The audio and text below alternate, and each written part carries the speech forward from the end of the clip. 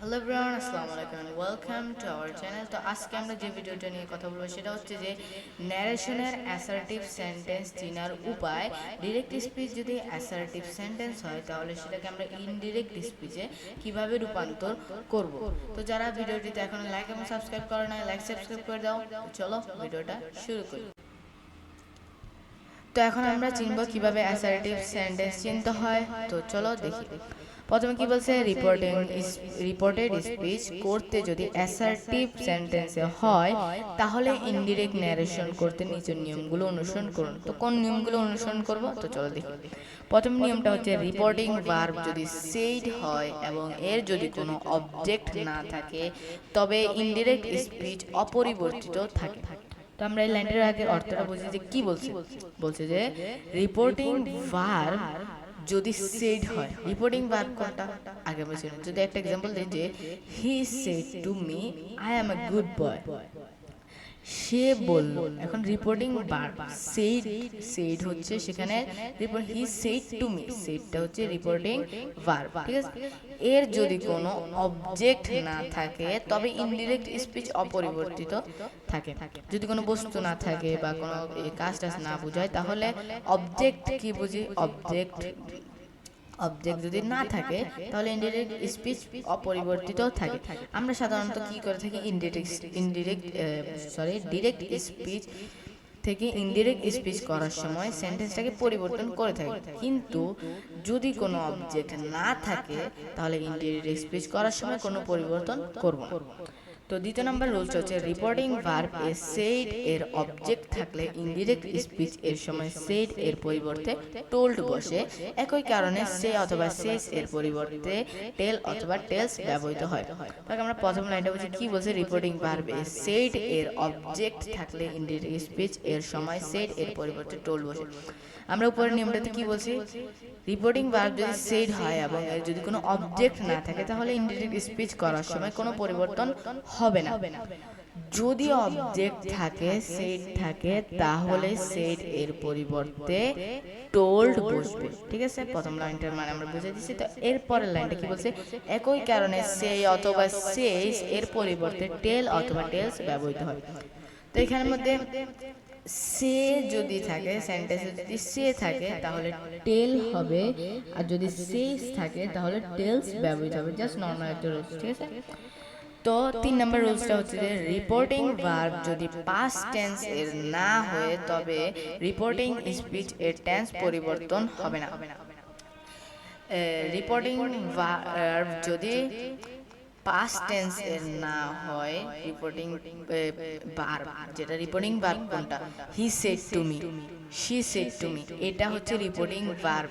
আর reported speech কোনটা, যেটা বক্তা বলে সেটা হচ্ছে রিপোর্টেড স্পিচ, ঠিক আছে। পাস্ট টেন্স এর না হয় তাহলে রিপোর্টেড স্পিচ এর টেন্স পরিবর্তন হবে না।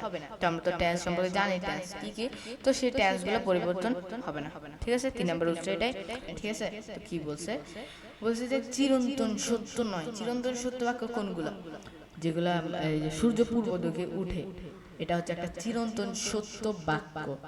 কিন্তু এখানে বলছে চিরন্তন সত্য বাক্য নয় এমন ডিরেক্ট স্পিচ এর রিপোর্টিং ভার্ব পাস্ট টেন্সের হলে রিপোর্টেড স্পিচ এর টেন্স রিপোর্টিং ভার্ব এর টেন্স অনুযায়ী নিয়ম অনুযায়ী পরিবর্তন হবে। তো এখানে বলছে যে রিপোর্টেড স্পিচ যেটা আছে ওই রিপোর্টেড স্পিচের ভার্বটা টেন্সের নিয়ম অনুযায়ী কখন পরিবর্তন হবে, যদি স্পিচটা যদি পাস্ট টেন্সে হয় তাহলে টেন্স অনুযায়ী ভার্বটা পরিবর্তন হবে, ঠিক আছে। তো এখন আমাদের 5 নাম্বার রুলসটা কি বলছে, ইনভার্টেড কমা তুলে দিয়ে দ্যাট ব্যবহৃত হয়। এটা আমরা সবাই জানি, ইনভার্টেড কমা তুলে দিয়ে আমরা দ্যাট ব্যবহৃত হয় অ্যাসার্টিভ সেন্টেন্সের সময়। সব এই যে অ্যাসার্টিভ, ইম্পারেটিভ, অপটেটিভ, এক্সক্লেমেটরি, এসব যে বাক্যগুলো রয়েছে এখানের মধ্যে কমার পরিবর্তে দ্যাট ব্যবহৃত। তবে এখানে ইম্পারেটিভ বলছিলাম, ইম্পারেটিভ সেন্টেন্সের ক্ষেত্রে কিন্তু কমা, ইনভার্টেড কমা তুলে দিয়ে টু ব্যবহৃত হয়, ঠিক আছে। আমরা আজকে অ্যাসার্টিভ নিয়ে আলোচনা করতেছি। তো এখন আমরা যদি কয়েকটা এক্সাম্পল দেখি, সেগুলো হচ্ছে যে আমি বলছি direct speech, he says I shall go, he says, এখানে আমরা হি সেজ বসাই দিছি ইনডিরেক্ট স্পিচ।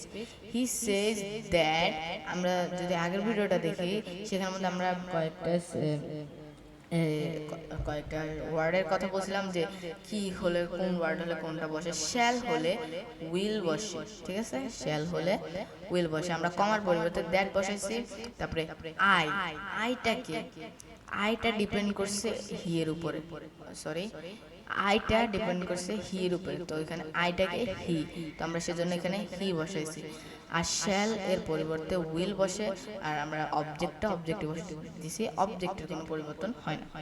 তো এরপর আমরা একটা যদি এক্সাম্পল দেখি, হি সেড টু মি, আমরা কি বলছিলাম, সেড অথবা সেড টু থাকলে টোল্ড ব্যবহৃত হয়, সেড টু থাকলে টোল্ড ব্যবহৃত হয়। হি said to me, he told me that, কমার পরিবর্তে that I am coming today, তো এখানে বলছি আইটা, আমরা কি বলছি, আইটা প্রথম যে সাবজেক্টটা থাকে রিপোর্টেড স্পিচ এর প্রথম সাবজেক্টটা তার রিপোর্টিং ভার্ব এর সাবজেক্টের সাথে তুলনা হয়। তো এখানের মধ্যে আইটাকে হি, হি সেড টু মি, সে আমাকে বলল, আই এম কামিং টুডে, সে আমাকে বললো আই এম কামিং টুডে, তো সে আইটাকে, আইটা হচ্ছে হি, তো আমরা সেজন্য হি বলছি।